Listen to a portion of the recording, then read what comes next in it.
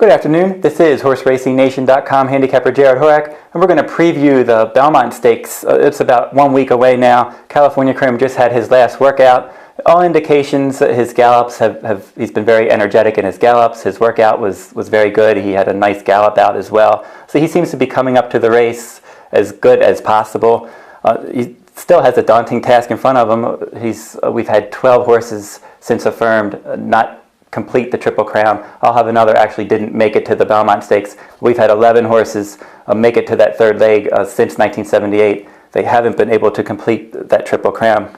And let's look at some historical stats to see what California Chrome is up against. Go from 1979 to 2013, the last 35 runnings. Only 5 horses during that stretch have actually won the Preakness and the Belmont. That'll be Risen Star in 1988, Hansel in 91, Tabasco Cat in 94, Point Given in 2001, and then A Fleet Alex was the last horse to win the Preakness and the Belmont. That was in 2005. And the recent trend as well for the Belmont Stakes has been for horses to skip the Preakness and then end up running in the Belmont after they've competed in the Derby. So horses exiting the Preakness haven't won the Belmont in the last 8 years. And only one horse in the last 12 years has actually won the Preakness and the Belmont, and we mentioned that was A Fleet Alex. So horses exiting the Preakness this year, you have California Chrome, obviously, General A-Rod just added to the field, Kid Cruz is a possibility, Ride on Curlin, and then Social Inclusion. So all those 5 horses are trying to overcome some recent history that they competed in the Preakness and then trying to win the Belmont Stakes. As I mentioned before, running in the Derby, skipping the Preakness, and then winning the Belmont Stakes. That's been a recent trend.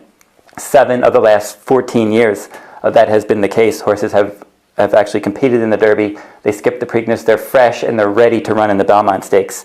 You had that happen. Palace Malice last year, and then Union Rags the year before that. They both had that trend. Summerbird was another one. Jazzle in 2006. Birdstone in 2004. He upset Smarty Jones. He had that. He was the fresh horse ready to come in. Empire Maker, he spoiled Funny Side's Triple Crown bid in 2003. He was the fresh horse. And then Commendable in 2000 for trainer Dean Wayne Lucas started that trend of horses skipping the Preakness Stakes. So you have horses Commanding Curve, Medal Count, Samrat, and Wicked Strong. Now those are the horses in this year's Belmont Stakes that ended up, after the Derby, they skipped the Preakness and they're coming in fresh for the Belmont. For those looking for horses coming out of the Peter Pan Stakes, since 1975, only 3 horses have won the Peter Pan and the Belmont Stakes. That's a bit surprising since it is the local prep for the Belmont. 79, you had Coastal, upset Spectacular Bid. 1986, Danzig Connection. And the last horse to win the Peter Pan and the Belmont, AP Indy in 1992. Now, Tonalist is going to try to pull that feat this year. He seems to be training well, and he's coming to the race in good order. Horses that finished underneath in the Peter Pan, and they won the Belmont. You had Colonial Affair in 1993, Lemon Drop Kid in 1999. This year, Commissioner is trying to do that. He finished second in the Peter Pan Stakes. Now, for bloodlines, obviously California Chrome, they've been knocking his bloodlines all along. None of the horses are really bred for a mile and a half, maybe Commissioner. Commissioner's sire, AP Indy, he won the Belmont Stakes, and his dam sire, Touch Gold, also won the Belmont Stakes. So of all the horses in the field, Commissioner seems to have the best pedigree for a mile and a half. Now, Tonalist, we mentioned he won the Peter Pan.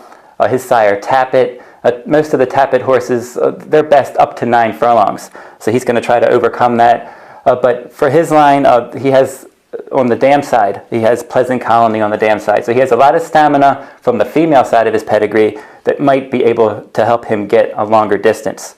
Now, I picked Union Rags a couple years ago in 2012. I did a lot of pedigree analysis on this one, and I found on the dam side, I found some turf marathon stamina there, and that was, I think, the key to Union Rags getting the mile and a half. Now, the horse this year, I think that would be most closely associated to Union Rags on pedigree from the female side would be Wicked Strong. Wicked Strong has some nice long distance turf breeding on the dam side, and that's one that could end up getting the distance because of that.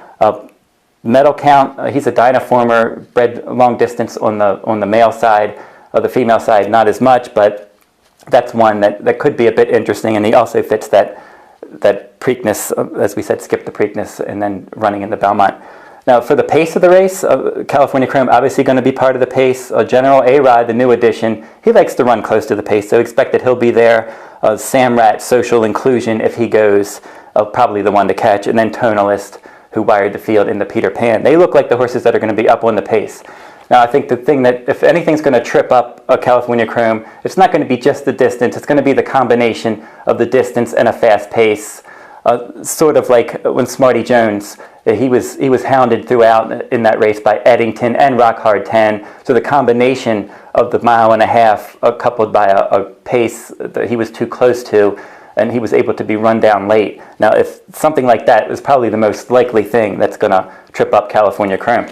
Now, if you want more in-depth analysis, tickets, and historical perspective on the Belmont Stakes, Mike Shuddy's Super Screener product is what you want to have. He crushed the Derby with his Super Screener. He also crushed the Preakness, and you have to see what he has to say for the Belmont Stakes. I'm sure he's going to have a lot of good information for that. So you can go over to superscreener.com to find out more information on his wonderful product. And that'll wrap up this video. We're 1 week from the big race. Will there be a Triple Crown winner this year? We'll have to find out.